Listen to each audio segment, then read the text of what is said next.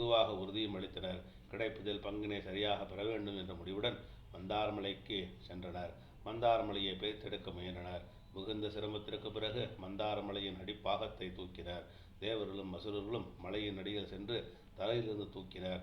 தலையை நசுக்கி விடுவது போன்ற கணத்தால் எத்தனை சிரமமான காரியம் இது என்பதை உணர்ந்தனர். விஷ்ணுவை வேண்டினர். அவன் கருடனை உதவிக்கு அனுப்பினார். கருடன் தன்னுடைய ராட்சத முதுகில் மந்தாரமலையை சுமந்து பாட்கடலை நோக்கி பறந்து சென்றது. தேவர்களும் அசுரர்களும் பின்தொடர்ந்தனர். மெதுவாக மந்தாரமலை கடலில் இறக்கப்பட்டது. பாட்கடலில் விஷ்ணுவின் ஆலோசனையின்படி தேவர்கள் மூலிகைகளையும் மருத்துவ குணம் கொண்ட தாவர வகைகளையும் கடலில் போட்டனர். வாசுகி பாம்பு விஷ்ணுவின் ஆணைக்கிணங்கி அவர்களுக்கு உதவ வந்தது. கடலில் இறங்கியது. 5 தலை நாகமான வாசுகி தன்னுடைய மிகவும் நீண்ட வலிமையான உடலால் மந்தாரமலையை சுற்றி கொண்டது. தேவர்கள் அதனுடைய தலைப்பகுதிக்கு வந்தனர். இதனால் தாங்கள் அவமானம் அடைந்ததாக ஆத்திரமடைந்த அசுரர்கள் வால்பகுதியில் நிற்க முடியாது என்று கூறினர். விஷ்ணு முதலிலேயே அசுரர்கள் என்ன கூறினாலும் எதிர்ப்பு தெரிவிக்க வேண்டாம் என்று கூறியிருந்ததால் தேவர்கள் சம்மதம் தெரிவித்து வாசுகியின் வால்பகுதியிலும் அசுரர்கள் தலைப்பகுதியிலும் நின்று பிடித்து கொண்டு பாட்கடலை கடைய ஆரம்பித்தனர். பாட்கடலை கடைய ஆரம்பித்ததுமே வாசுகியின் வாயிலிருந்து கருமேகங்கள் என விஷப்புகை வெளிவர ஆரம்பித்தது. அசுரர்களின் நிலை பரிதாபகரமானது. ஆனால் அவர்களின் தலைப்பகுதியில் தான் இருப்போம் என்று தாங்களே பெற்றுக்கொண்ட காரணத்தால் அவர்களால் எதுவும் சொல்ல இயலவில்லை. ஒரு கட்டத்தில் விஷப்புகை மந்தாரமலையை கடந்து தேவர்கள் இருக்கும் பகுதி வரை வர ஆரம்பித்தது. கடவுளால் தான் தங்களை காக்க முடியும் என்று அறிந்திருந்த தேவர்கள் உதவி வேண்டிய பிரார்த்தனை செய்தனர். உடனே தேவர்கள் இருக்கும் பகுதியில் குளிர்ந்த காற்று வீசியும் மழை பொழிந்தும் அவர்களை காத்தது.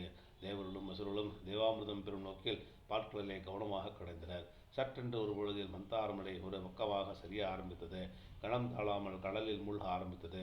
அசுரர்கள் கதறினர். அனைவரும் என்ன செய்வதென்று அறியாமல் திகைத்து நின்றனர். தேவர்கள் கருணை கடவுளான விஷ்ணுவிடம் தங்களுக்கு உதவி புரியுமாறு வேண்டினர். விஷ்ணு மந்தாரமலை நிறைநிறுத்த கீழே ஒரு பிடிப்பு தேவதையாக இருப்பதை உணர்ந்தார்.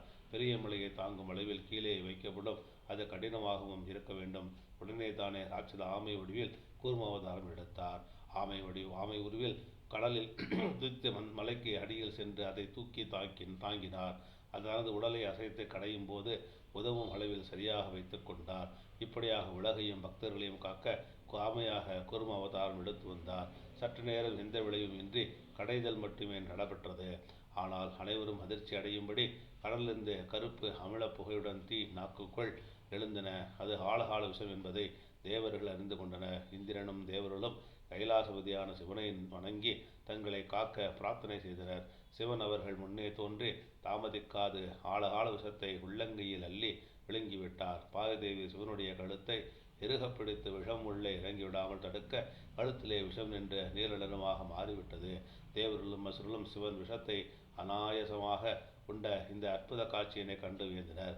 சிவனுக்கு இப்படித்தான் நீலகண்டன் என்று பெயர் ஏற்பட்டது. இரு தரப்பிலும் தொடர்ந்து பாட்கடலை கடந்தனர். பாசுக்களை கடந்து புனிதமான அற்புத பொருள்கள் கடலிலிருந்து வெளிவர ஆரம்பித்தன. முதலில் புனித பசுவான காமதேனி வெளிவந்தது. அதை சாதுக்களுக்கு கடவுள் பரிசாக அளித்தார். அடுத்து மிகச்சிறந்த உச்சஸ்ரவஸ் குதிரையும் ஐராவத யானையும் கெட்டதை கொடுக்கும் கற்பக தருவம் வழிவந்தன. கடைசியில் அப்சரஸ்கள் தோன்றினர். விஷ்ணு இவை அனைத்தையும் தேவர்களுக்கு வழங்கினார். விஷ்ணு அனைத்தையும் தேவர்களுக்கு கொடுத்தவன் அசுரர்களான பங்கினை தர வேண்டியிருந்தது. அப்போது மனதை மயக்கும் மது வெளிவந்தது. அதன் வசீகர மனத்தால் போதையில் மயங்கிய அசுரர்களுக்கு அதனை அளித்தனர். அதிகம் எதிர்பார்த்து காத்திருந்த நிலைத்து வாழ வைக்கும் அழியாத்தன்மையை அளிக்கும் தேவாமிர்தம் தோன்றியது. கைகளில் அமிர்தத்தை ஏந்தி கடவுள் தன்மந்திரியாக தோன்றினார். இதை பார்த்ததும் அசுரர்கள் தங்களுடைய வேலையை நிறுத்தி அமிர்தத்தை பெற அமிர்தம் இருக்கும் கலசத்தை கைப்பற்ற முன்னோக்கி பாய்ந்தனர். அசுரர்கள் அமிர்த கலசத்தை கைப்பற்றி விடுவார்களோ என்று தேவர்கள் நடுங்கினர். விஷ்ணு அவர்களுக்கு அமைதியாக இருக்கும்படி ஜாடை காட்டி ஒரு கணம் அணைந்தார். அதே கணம் மாயையை தோற்றுவித்தார். அசுரர்கள் தங்களுடைய பிணைப்பை மறந்து தங்களுக்குள்ளேயே சண்டையிட்டு கொண்டனர். மாயையின் சக்தியால் விஷ்ணு அசுரர்களின் முன்னால் மின்னல் போன்ற ஒளிவீச்சில் மோகினியாக தோன்றினார். வளர்ந்த மயக்கும் புன்னகையுடன் அந்த கன்னிகை அவர்களின் முன்னால் நின்றாள். அவளின் அபரிமிதமான அழகில் அசுரர்கள் வாயெடுத்து நின்றனர். அவர்கள் அமுத கலசத்தை மறந்து மோகினியின் அழகில் கவனம் செலுத்தினர். மோகினி அமுத கலசத்தை எடுத்துக்கொண்டால் அசுரர்களும் அவளே அவளுடைய கைகளால் நமக்கு கொடுக்கட்டும் என்று மகிழ்ந்தனர். நானே இதை உங்களுக்கு பகிர்ந்து அளிக்கிறேன், இடையூறு செய்ய மாட்டீர்கள் அல்லவா என்று மோகினி கேட்க அவருடைய அழகின் வசீகரத்தில் மயங்கி கிடந்த